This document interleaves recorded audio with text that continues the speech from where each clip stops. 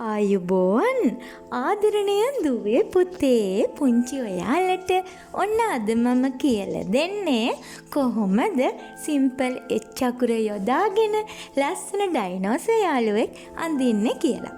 අපි ආව ඇඳලා ලස්සනට කලර් ෂේඩ් වෙන විදියට කලර් කරමු. අපි දැන් අඳින්න පටන් ගමු.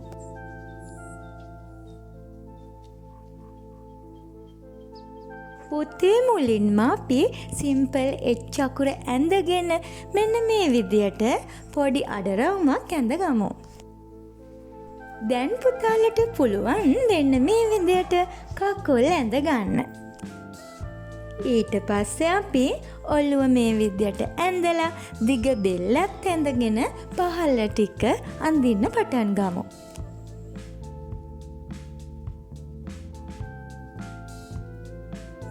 ඔන්න මම ලස්සන ඇසකුත් මේ විදියට ඇඳ ගන්නවා. පුතේ පිටේ තියෙන කටු ටික අපිට පුළුවන් ත්‍රිකෝණ විදියට මෙන්න මේ වගේ ඇඳ ගන්න. අවසානයේ මම මෙන්න මේ විදියට පුංචි රවුම් ලොකු රවුම් ඇඳ ගන්නවා.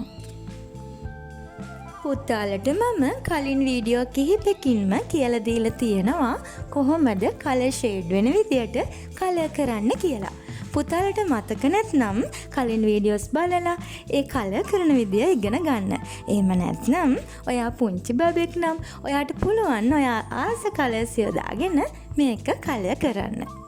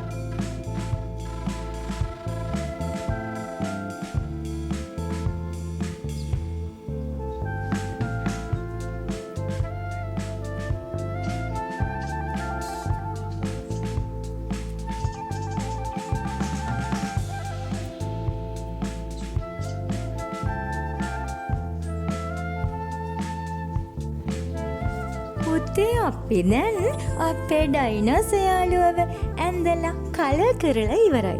පුතාලට මම හෙට වීඩියෝ එකෙන් කියලා දෙන්නේ ඔයාලා කන්න ගොඩාක් ආස කරන කියුට් පොප්සිකල් එකක් කොහොමද 3D පෙනුමක් එන විදියට ඇඳලා කලර් කරන්න කියලා. බුදු සරණයි.